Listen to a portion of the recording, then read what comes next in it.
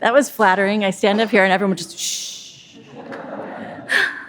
Hello, good evening, everyone. I'm Emily Ziemba. I'm Director of Curatorial Administration and Research Curator in Prints and Drawings, and the curator behind Matisse's Jazz, Rhythms, and Color. I'm delighted to welcome you to this evening's program. It is the first related to the exhibition where I am not the featured speaker. So as we begin, I must provide the obligatory reminder to please silence your mobile devices. Thank you. When we first discussed as a team who we might invite to support our show, Samantha Friedman, our speaker tonight, was my first and only suggestion. I knew that her deep knowledge of Matisse's cutouts would be the proverbial icing on the cake. Her experience with this material adds an essential postscript to our exhibition, so we're all in for a real treat. Samantha Friedman is a curator in the Department of Drawings and Prints at the Museum of Modern Art in New York. Since joining MoMA in 2008, she has contributed to numerous projects, far too many for me to recount entirely, but of particular note is her acclaimed Georgia O'Keeffe, To See Takes Time, Bryce Martin, The Form of a Plane and Nature Symbolized, Cezanne Drawing, Degree Zero, Drawing at Mid-Century, Lincoln Kirstein's Modern, Dada Globe Reconstructed, and most importantly, for my selfish purposes, Henri Matisse, The Cutouts. A multi-talent, Samantha has also authored children's books, including Matisse's Gardens and What Degas Saw. She earned her bachelor's degree in art history and English from Northwestern University and her master's degree in modern art history from Columbia University. We are particularly happy to welcome her back to Chicago, and so without further delay, please join me in welcoming Samantha to the stage.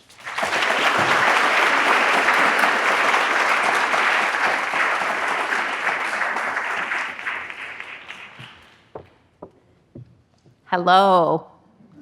It's so nice to be here with all of you. Thank you so much for that generous introduction, Emily, and for having me here to speak about Matisse's cutouts on the occasion of the Art Institute's beautiful exhibition, Matisse's Jazz, Rhythms, and Color. I hope most of you have seen it already or will soon. I'm grateful to Emily Ziemba for the invitation and to Katie Dyson for all of your amazing planning and support.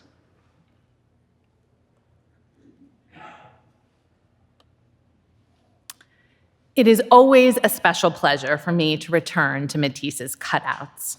I was lucky enough to be part of the team with curator Jody Hauptmann and conservator Carl Buckberg that organized Henri Matisse, The Cutouts, which took place at the Museum of Modern Art in New York in 2014 to 15. There is something about the unique materiality and meaning of these works that has led them to fundamentally shape my approach to looking ever since.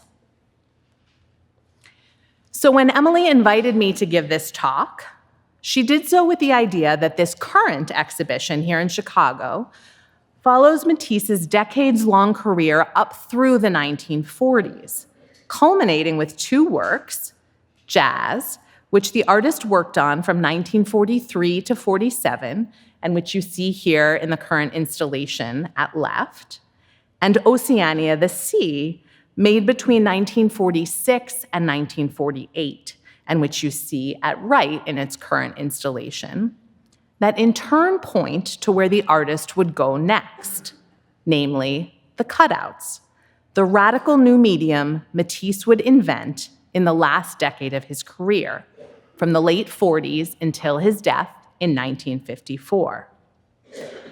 The story of how he would develop this new method is a compelling and complex one. The cutouts were never self-evident, not at all a foregone conclusion. And Jazz and Oceania each play key roles in this gradual unfolding.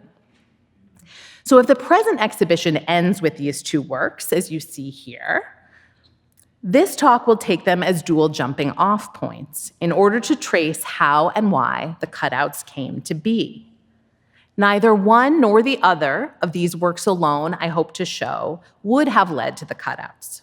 Rather, the attributes and accidents of Matisse's simultaneous explorations of the intimate jazz and the expansive Oceania together enabled the artist to envision the possibilities of his brilliant last chapter. And like so many good stories, this is one that, at least as I'm telling it tonight, unfolds in 3 acts, or to be clear, 3 acts and an epilogue, so stay tuned. The first act starts with jazz, but involves a flashback to first understand how jazz came to be. Initially, cut paper was a design expedient for Matisse, a means to an end that would ultimately become an end in itself. Jazz, which would become a landmark in the history of the illustrated book, was ultimately realized in pochoir, a stencil technique, in 2 versions, a portfolio in an edition of 100 and a book in an edition of 250. The one in the current exhibition, I believe, is the latter.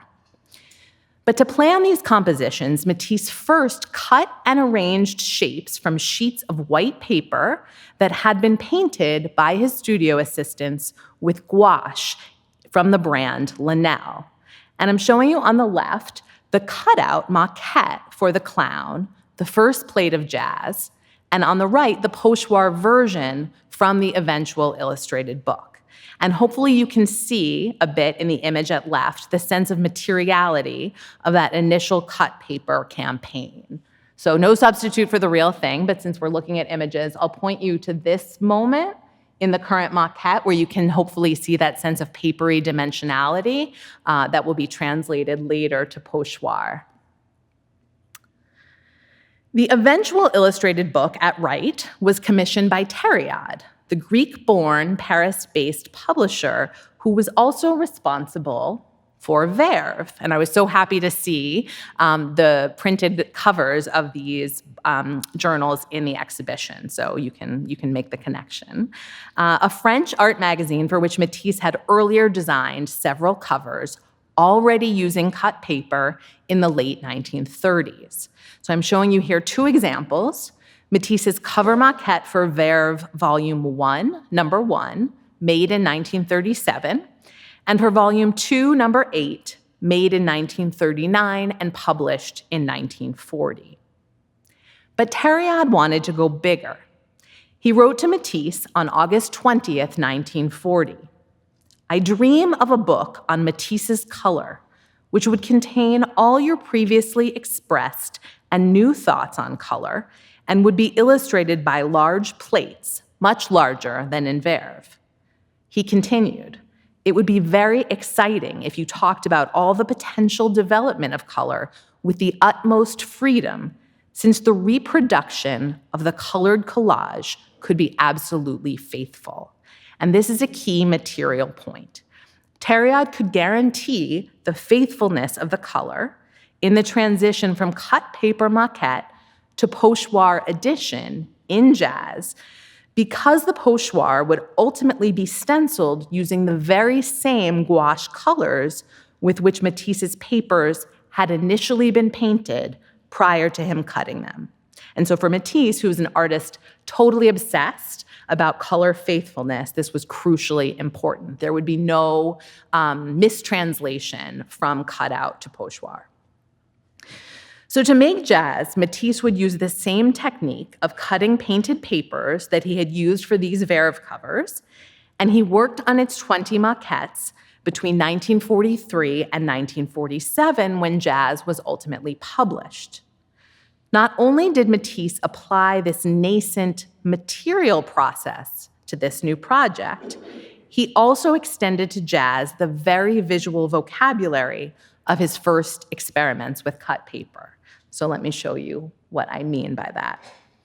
I'm showing you here one example of this. On the left, Matisse's 1943 cut paper maquette for yet another Verve cover, Volume 4, number 13, published in 1945. And on the right, the maquette for The Toboggan, also from 1943, which would eventually become plate 20 of Jazz, published in 1947. So you can see how even though this is the last plate in the eventual ordering of the Book of Jazz, it was one of the first that he made.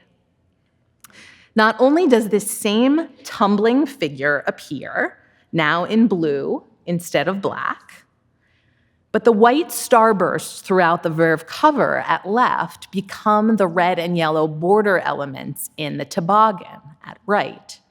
And even that orange element at the bottom left of the toboggan, this guy, seems like it could be a cast-off letter E from the Verve cover. We see this phenomenon again if we look at the same green Verve cover at left, but focus on the standing or perhaps flying figure on the right side of the composition, who relates to two plates from Jazz: the clown, plate 1, center, and Icarus, plate 8, at right. The yellow and red burst that forms the heart of the upright Verve figure is multiplied and spread across the clown's costume, and in Icarus is transmuted into flashing stars and a single red heart. Or, remembering that Jazz is a wartime project, we might equally read this variation at right as yellow exploding shells and a red wound. So, Jazz's forms and its method grew out of Verve, yet the genesis of both reaches back even further. So now you have to indulge me in another flashback. One of the first times Matisse used cut paper as a design expedient was in the planning of the Barnes mural back in 1931 to 33. And hopefully some of you have seen that tremendous work, and I have a very small reminder at the bottom right if you haven't.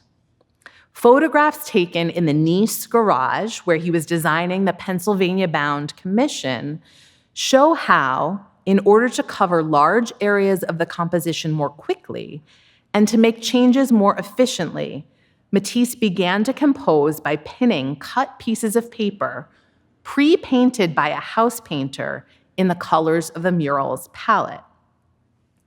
I have now worked with some blue paper for the background and gray for the figures in a way to be able to have it all painted when all will be well fixed, Matisse wrote to his son and dealer, Pierre, in November 1931. One visitor to the garage reported of the process. Matisse, armed with a piece of charcoal at the end of a long stick, would walk up and down in front of the cartoon and draw outlines of the changes he wished to make. And a young woman whom one had not noticed before would step out, climb a ladder, and rearrange the colored papers. So from the beginning, collaborative with this unseen woman and the house painter painting the sheets. Again, method and form are inextricably linked.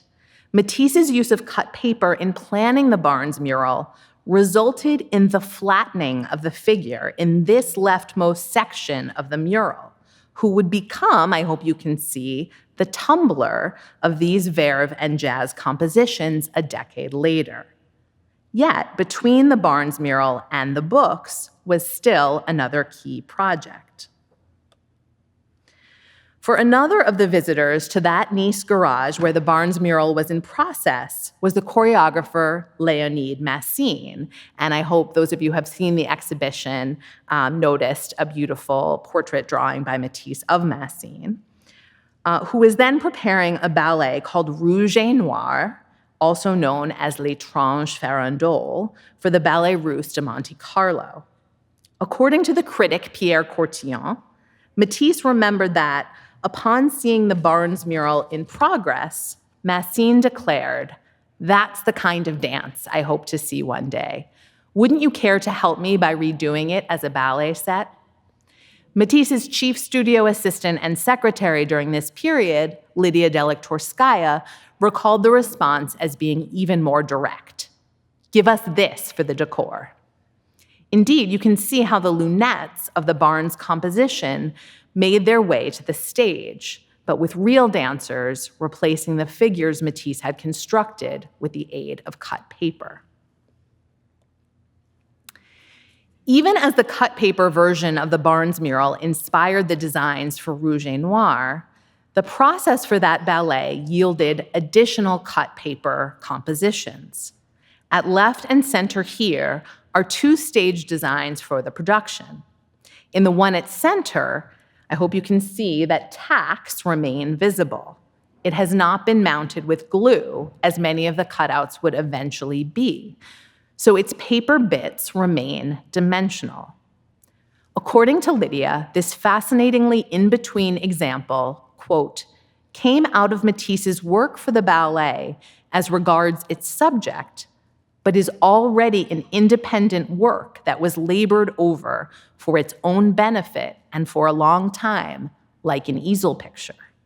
She called it a gouache découpée avant la lettre, a cutout before cutouts existed. On the right is a costume design Matisse made for that ballet, and I hope those red flames look a little bit familiar to you. Because when we consider these three designs for Rouge et Noir above, we can see exactly how this late 1930s ballet project directly fed into the making of jazz below, not only in subject and form, but in method just a few years later. Okay, so that was the first act in this story about the development of the cutouts, how Matisse's use of cut paper as a design expedient for the Barnes mural, for the Ballet Rouge et Noir, and for the Journal Verve fueled the maquettes for jazz, in particular, those compositions from jazz that feature tumbling or flying figures. Everybody with me? We're good? Okay, good. So the second act, which will lead us through Oceania, starts with three of the later maquettes for jazz, each of which is titled Lagoon. A departure from the war-tinged circus noir imagery of the rest of the portfolio, these three compositions recall a trip Matisse took to Tahiti in 1930. Vividly recounting his experience of that voyage, he recalled, "From the first, the enchantments of the sky there, the sea, the fish, and the coral in the lagoons plunged me into the inaction of total ecstasy." Materially, these compositions bear what is, for me, one of the most satisfying hallmarks of the cutout process. And this may seem obvious, but I think is nonetheless worth underscoring, so you'll humor me. And that is, when you cut out a shape, you produce both a positive and a negative. And for Matisse, both of these forms were equally valid. He often incorporated both into his compositions. Sometimes you see this within a single composition, and sometimes you see this across multiple compositions. So in the work at the top left, sneak peek, you can see how this purple form fits perfectly when flipped into the negative. The positive fits into the negative.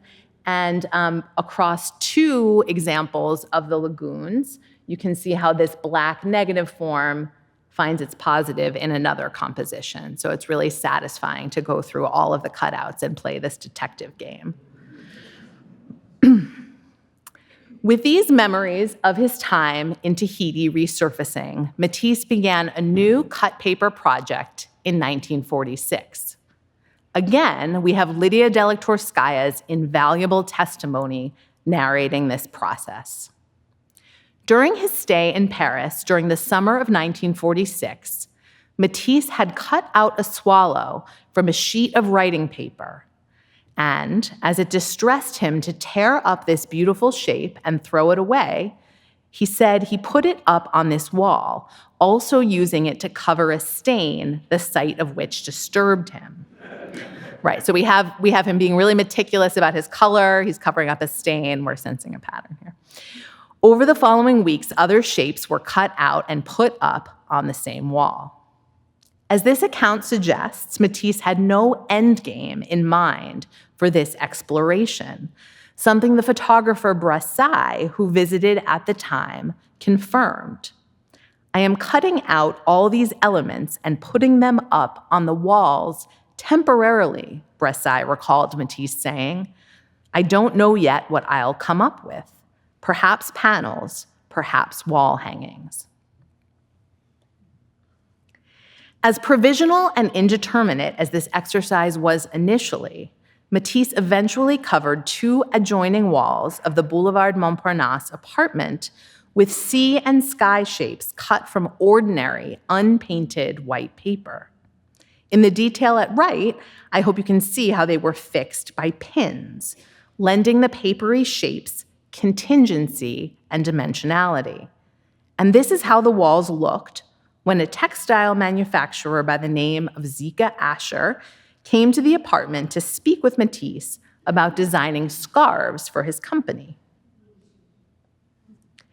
They ended up collaborating on not just the 2 silkscreen scarves that you see at left, but on an addition of 30 large-scale silkscreens of white ink on beige linen of the 2 cut paper wall compositions, Oceania the sky and Oceania the sea. And it's one of these that you see at right and in the current exhibition here. But if the cutouts were still, at this point, a means to an end for Matisse, it's worth noting that the original cut paper versions survive. He didn't destroy them.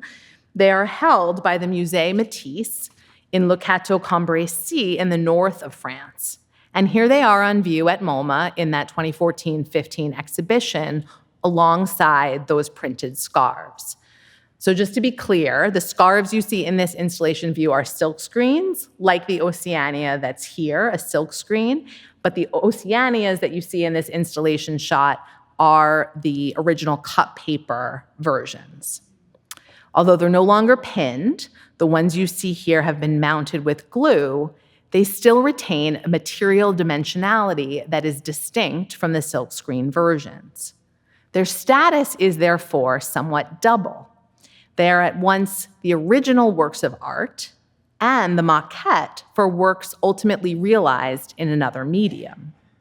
Despite, or perhaps because of this indeterminacy, this project, Oceania, was a key step in Matisse's understanding of the potential of the cutouts to grow in scale and to change in orientation from the tabletop intimacy of an illustrated book to the monumentality of the wall. Just going to take a sip of water as we move to our third act. Build the suspense.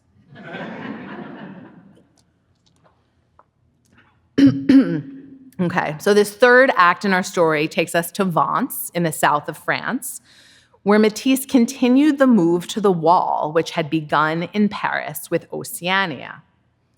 Here, the elements of what would later become 15 discrete works of art appear as a continuous forest of forms.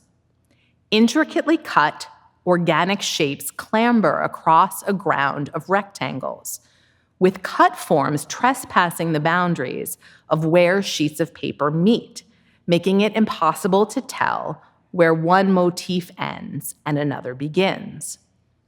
The presence of shadows throughout this photograph attests to the arrangement's dimensionality, as flaps of paper lift away from the vertical plane. Hundreds of pins fix the shapes to the wall, but Matisse's intricate cuts produce too many tendrils for them all to be secured. And I should say, we know that he used different sizes of scissors for his different cutouts. We have big tailor's shears, and we have smaller scissors for those really tiny shapes. A little more than 1 year later, another photograph was taken of many of these same works. This time, it's an installation shot of an exhibition at the Musée National d'Art Moderne in Paris.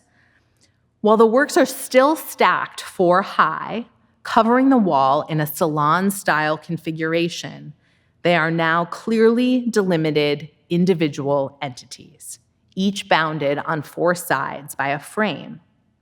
The pins have been removed in favor of more permanent mounting. The fugitive appendages have been tamed. Although I do think it's interesting to see in the installation choice that the installation preserves the placement of some of the cutouts. So you can see amphitrite is at the lower left corner, Composition with a red cross is next to it. Composition red and black is in its same position, so maybe that's not entirely by mistake. But what happened in the relatively short period between when these two photographs were taken, in which environment has become object and contingency has given over to permanence? Of course, this is the way, as you can see in the installation shot at right from the MoMA show, the works continue to exist today. And this image also serves as a reminder, since our period photographs, though precious, are black and white, that while Oceania was a subdued white on beige, this wall would have been a riot of color, featuring papers painted by Matisse's studio assistants in the full spectrum of Linell gouache colors then available. Well, part of the answer to that question, how Matisse decided to transition these motifs from the situation on the left to the one on the right, in fact, lies with jazz, which was first exhibited not long after this wall in Vence was in progress at the Galerie Pierre Barrès, Paris, in 1947. The correspondence Matisse had with his friend, the writer André Rouvière, about that exhibition is, I would argue, key to understanding the fate of that Vence wall's forest of forms. And I'm showing you here a photograph of the two men together several years earlier, just so you can get a sense of their camaraderie, and the poster for that first exhibition of jazz, which of course Matisse designed. In December 1947, Matisse wrote to Rouvière, "If you can stop by there," meaning the jazz exhibition at Barrès, "your opinion would interest me." So just to be clear, these are the first showing of the illustrated book at Barrès, not the cutout maquettes. Matisse may have been sorry he asked. While Rouvière allowed that, quote, "your plates are very well presented," shared that, quote, "I looked at them again with affectionate emotion and conceded, say that I'm foolish and that I don't understand anything," he reported, "It is dry and cold, just exactly the opposite of that which is your genius." In a second letter, he clarified that his assessment was based on the translation from animate cut paper to flat pochoir. It's the material that's no longer there. When you fix your paper cutouts, it reflects your flame. It is truly a paper cutout by you, the work of a magician. From the moment when your work passes through intermediaries, the fire is lost along the way. Rather than be offended, Matisse agreed. He was, quote, "absolutely of the same opinion. It is absolutely a failure," he said of jazz, which would, of course, go on to be one of the 20th century's most celebrated artistic books and one of Matisse's most celebrated works outright. These cutouts, when I make them, that I see them on the wall, are sympathetic to me. I think that what absolutely ruins them is the transposition, which removes their sensitivity. The artist assured Rouvière, however, that he was, quote, "not at all discouraged," and was, quote, "busy this afternoon making new combinations of colors with the paper cutout system." I love that phrase. Adding that the present work, the work he was doing on the Vence wall, was benefiting from the lessons learned with jazz, he declared, "I know that these things must stay as they are, originals, very simply gouaches." Aware now that Matisse appreciated, even shared his judgment, Rouvière went on to even more freely extol the cutout's virgin state. "You are right, I think, and it's also my opinion. These paper cutouts have a very pure existence when they escape from your hands, from your scissors." And you can see them escaping in this image that's also in the exhibition. Their paper material with subtle plays of light on their flexibility, the very physicality of this flexibility, all of this contributes to making something miraculous that loses its essence when laid out flat. but it retains its essence when stuck up on the wall with pins by Lydia. For doing that preserves the vitality of the paper I mentioned by subjecting it to constant changes. Wanting to dryly flatten is to imagine wanting to stretch flat the surface of a beautiful girl's skin, like drying the skin of a rabbit. Very intense mixed metaphors here. But I love that language that Rouvière is using, the sensitivity, the flexibility, the capacity for change, all of these qualities that we think about as really contemporary qualities that we value in so much art of today. So here's an image of another one of Matisse's walls in Vence, taken in May 1948. On February 22nd, 1948, so several months before this photograph was taken, but 2 months after that initial exchange with Rouvière, Matisse wrote to his friend again, reporting, "The walls of my room are full of découpage." And I want to point out that he uses this word, découpage, which emphasizes that the key attribute of these works is the act of cutting, découpage, couper, to cut, which is distinct from collage, which would suggest gluing, right? Many of the cutouts would be glued down later, but initially they were mounted with pins. So I think it's telling. Some people erroneously refer to the cutouts as collages, and so I'm explaining why I feel that that's not quite right. I do not yet know what I will do with these new découpage, he continued to Rouvière. Certainly not a jazz. As with Oceania, his plan for the paper motifs was still uncertain, but he was certain what they would not be.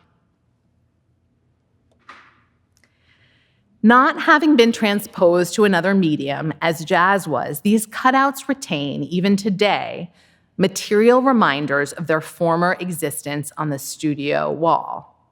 The lifting of a leaf, countless telltale pinholes. I assure you there were many maps made of pinholes for the exhibition research. And I'll point out too how the green cutout you see here with the spirals, Composition Fond Vert, which is in the Manil's collection, when you see it on the wall, has a different composition, right? It's 2 bits side by side, but if you follow those spirals, you can see how he tacked one piece onto the other. And so that really, I think, points to the crucial role of Matisse's pinning, which allows for a contingency that supports a constant reconfiguration of the motifs, at least until they're mounted. And if these early products of a new system of working did not ultimately retain their original status as a kind of installation art, such environmental conditions would become a lasting concern in the cutout's next chapters. So if we've made it through our 3 acts, the crucial roles played by jazz, Oceania, and the Vence wall in determining how the cutouts first came to be, perhaps a fitting epilogue, I warned you, is to see how, once this method was established, its possibilities expanded. So the cutouts would grow increasingly ambitious in size, from these small motifs of 1947 to 48, extracted from the Vence wall, to the mid-size cutouts of 1950 to 51, which share a consistent scale and vertical format, not unlike a painting, regardless of whether they lean more decorative, like Chinese fish at left, which was a maquette for a stained glass window, more figurative, like Creole Dancer, which you see here at center, and which depicts the dancer Catherine Dunham, or abstract, like the snowflowers and vegetables that flank her. I love that celery there, especially. To the monumental works of 1952 to 53, like the parakeet and the mermaid, seen here on the back wall, and acanthus on the right, which, much like the Vence wall, Matisse created by adding paper motifs to his studio walls over time, and often changing them along the way, but which he now preserved as wall-size compositions rather than breaking them down into those individual motifs. I know, I have that feeling too. To the immersively environmental surround of the room-sized cutout, the swimming pool, which Matisse composed on multiple walls of his dining room at the Hotel Regina in Nice in 1952, after the French Riviera sun proved too hot to swim in a real pool outside. With the swimming pool, he was returning to the impulse and format he had begun with Oceania 7 years earlier, to surround himself with his papery creations, and in doing so, to create the sensation of submersion. And you can see in that installation shot of the swimming pool that the placement of the frieze was very intentionally above head level. So you really do get that sense of submersion, whether that's in the Tahitian lagoon, where you're really submerged in Oceania, or in that Riviera piscine. Indeed, as the cutouts developed through these different phases, right up until Matisse's death in 1954, they continued to be grounded in the early discoveries of both jazz and Oceania, in material and in form, in subject and in spirit. For example, those same experiences of the 1930 Tahitian trip that fueled Oceania the sky and Oceania the sea would also animate the later cutout from MoMA's collection, Memory of Oceania, though now in a vividly hued arrangement of suggestive geometries, rather than with a monochrome field of organic motifs. Likewise, jazz comes to lend its high-key palette and the sense of rhythm suggested by its title to later cutouts. Consider, for example, the relationship between the kodamas from jazz at left and the Chinese fish at right, which recalls the earlier composition's yellows, purples, and greens, and its syncopation of shapes. We might also recognize how Matisse's strategy for the sheaf at right, arraying a series of vegetal forms in a particular set of colors against a minimal ground, recalls his approach for this one of the three lagoons from jazz at left. One of the key features of the illustrated book version of jazz is the relationship between Matisse's looping calligraphy and his saturated plates. After a lifetime of negotiating line on the one hand and color on the other, a point I think this exhibition here makes really beautifully, he relished the counterpoint that these two elements played. And that relationship between graphic line and jewel-like color is one he translates from the pages of jazz to the walls of the Chapel of the Rosary in Vence, whose ceramics he designed in drawing and whose stained glass windows he designed with cut paper. And if you ever are in the south of France, do not miss an opportunity to attend Mass at this chapel. It is really something extraordinary. He designed all of the vestments also with cut paper. Even down to the level of a single gesture, jazz anticipates what was to come. At left, in the clown, Matisse executed a single curving cut into a yellow rectangle, separated the resulting halves, and offset them ever so slightly, creating a wave form that he would revisit horizontally with the wave of 1952, a work that may be the purest distillation of the move of the cutout method. Finally, that reduction to blue and white in 1952, not only with the wave and the swimming pool, but with the iconic quartet of blue nudes you see here at right, was anticipated first in the positive-negative play of forms from jazz at left.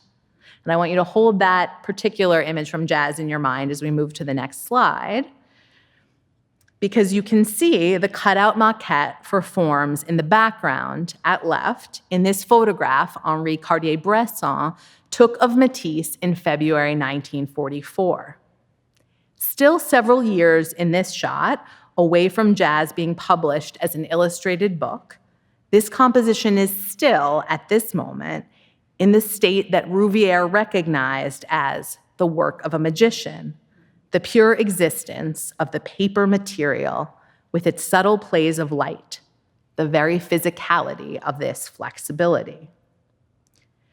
For me, this photograph is poignant precisely because at the time it was taken, Matisse did not yet know what was to come, could not yet imagine the bold monumentality, the radical contingency, or the subtle materiality of the extraordinary cutouts in which his long and remarkable career would culminate. The cutouts, he acknowledged, had been a long time in the making, developing in secret. Thank you.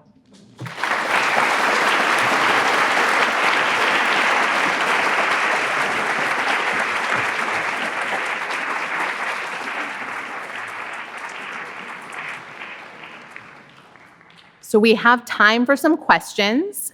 If you do have a question, you can raise your hand and friends will come around with a microphone, and please wait for the microphone to ask. We've got one in the center here. Could you pass this, please? Thank you. Thank you so much for wonderful talk. One point I'm trying to understand is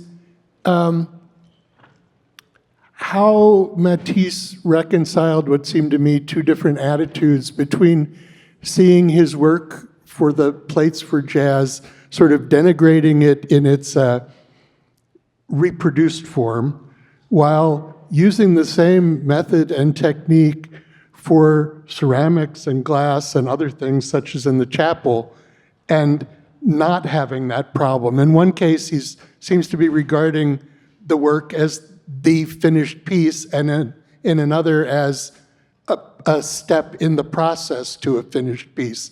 Could you say something about that? Yeah, thank you for that question. It really gets to the heart of this like double status I was trying to get at a little bit with Oceania. And of course that, that correspondence with Rouvière is so delicious, right? Because we have this like dramatic irony of the benefit of hindsight, but we can remember that Matisse is like this sensitive artist and it's the first showing of this thing that he made. So of course his feelings about it in that charged moment change also, right? And so the point I was trying to make in using that correspondence is to really show how these works that we often consider to be happening maybe successively are really happening simultaneously, and that the feelings about one are influencing the feelings about the other.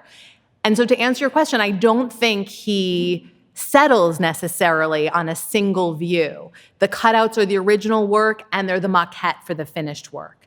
The swimming pool is realized as a ceramic by the family after Matisse's death. The sheaf, the beautiful sheaf I showed you, is realized as a ceramic that just, is all over Instagram because LACMA just reopened with it in a pride of place. So the works have, they're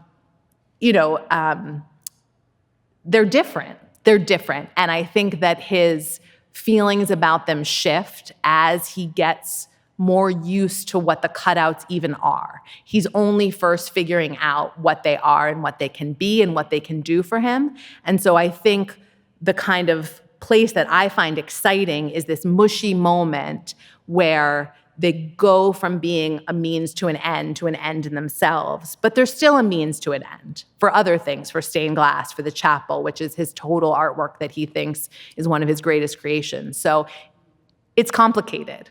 Is the answer to your question. I think there's one.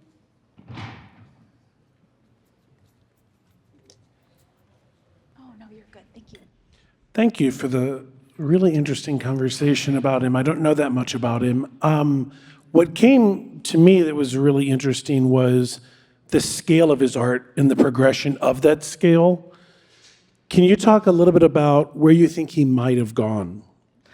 Well, if he had lived a little longer. Yeah. I mean, it's hard to get much bigger than your whole dining room or a whole chapel.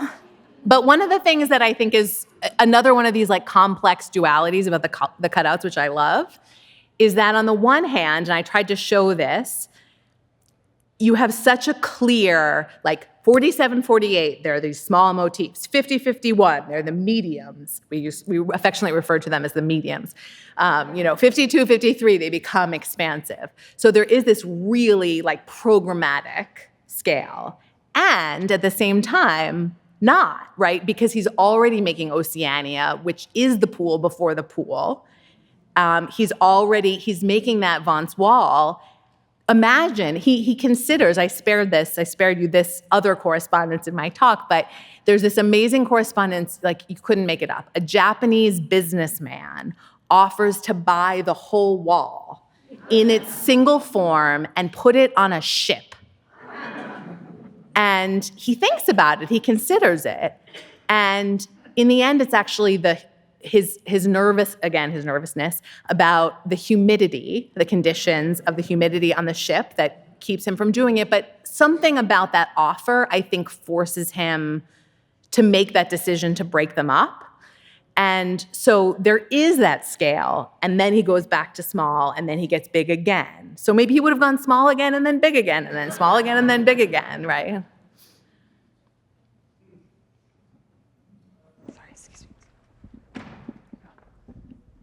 Once again, thanks so much for a wonderful lecture. Is there a physical difference between the edition of 100, the folio, and then the book in terms of paper quality or color quality? Or are they, is an enforced rarity in terms of collectibles? There's a difference in the layout of them. I'm not going to remember exactly. I'm sorry. It's been a long time since I've looked at the two side by side. But I think maybe they're not folded, or it's something about the composition of them more than the paper quality or the quality of the pochoir.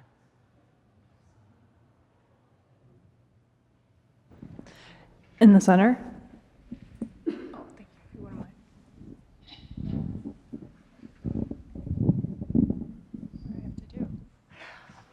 Thank you so much. This was just terrific. I've got a question about the chapel in Vance.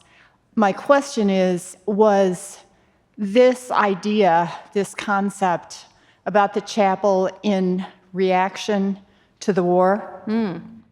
It's a good question. I don't think it was. I mean, I think that I think there's another talk about the war, so maybe you'll talk about it then.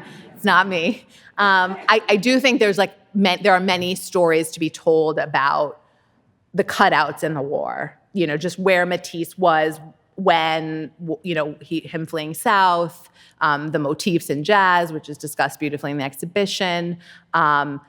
Certainly, we all turn to the cutouts in difficult times that we all experience, and I think there's good reason for that. This kind of optimism and joy that Matisse feels in them. He refers to this period as his second life after his own abdominal surgery, which is his own battle that he was also fighting. I don't think the chapel explicitly was a kind of joyfully religious, hopeful response. There was a friar in France who was part of a larger movement to commission artists to think ecclesiastically. And so Matisse, he was a good Frenchman. He was Christian, but he wasn't like, I'm going to make this in service of God. It was in service of his sense of a total artwork. So it's definitely inspiring. It's definitely a place I'd want to be if I were trying to get away from tough things, but I don't think, I haven't come across his discussion of it as a direct response to those conditions.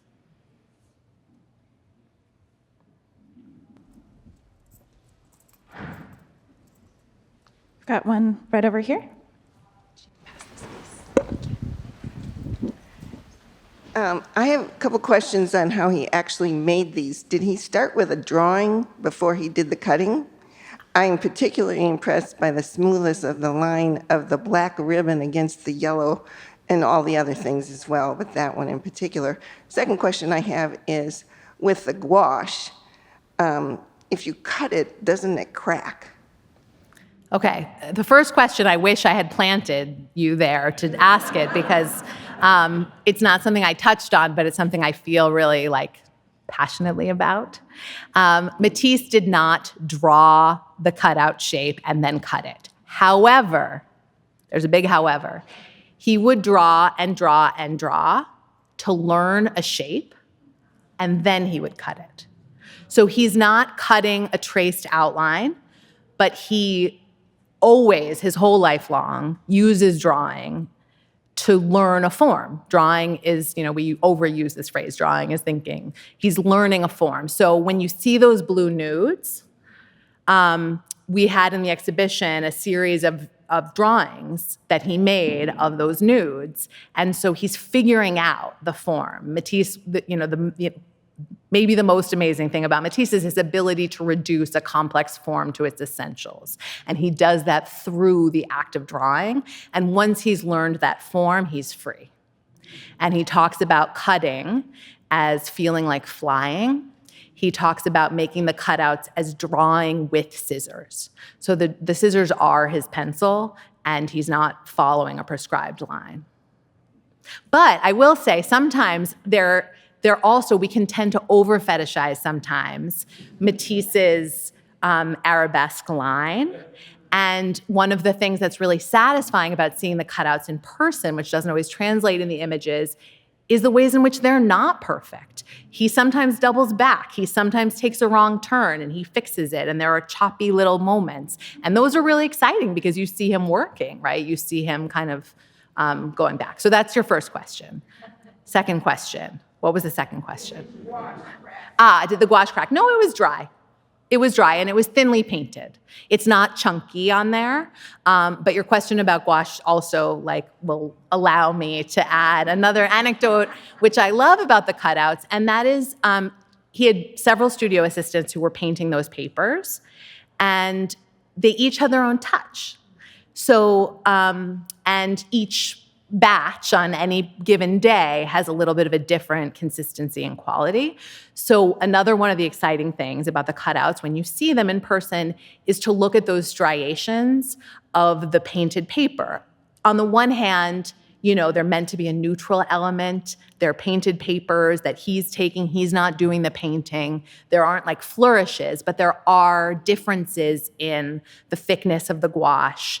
And you sometimes do see these lines from painting, these striations, and you do sense Matisse working with that and against that in different ways. And you know that when he's choosing a piece of paper because he wants this Linell shade, maybe he's choosing one that's a little denser, maybe he's choosing one that's a little lighter, and he's working with those compositional elements in the end, right? Those striations. Got one in the center here to your right.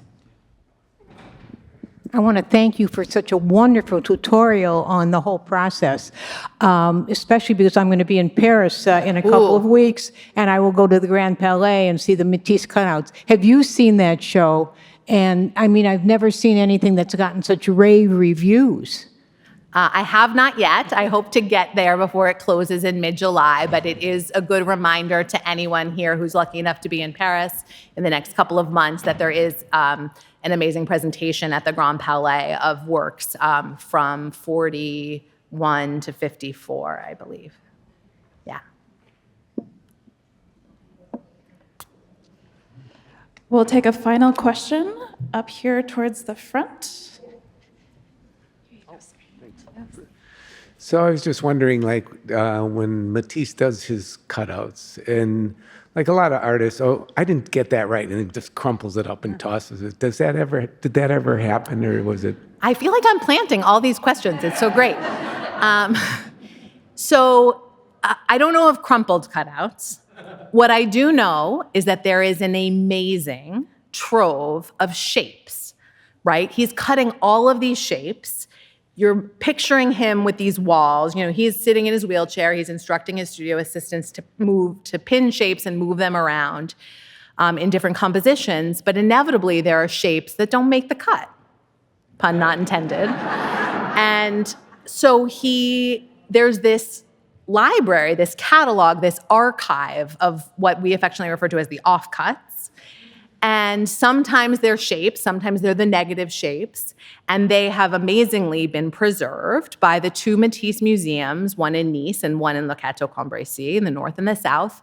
And they have them in their collections, and they are very purposeful and meticulous about showing them in such a way as to never imply that they are works of art. They're shown almost like taxidermied specimens, right? Like back to that skinning of the rabbit metaphor that Rouvier gave us.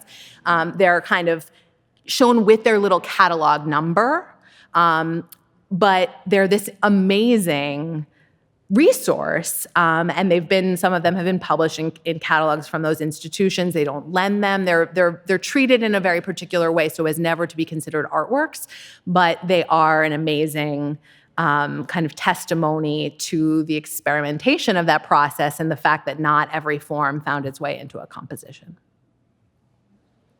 Thank you so much, Samantha. Thank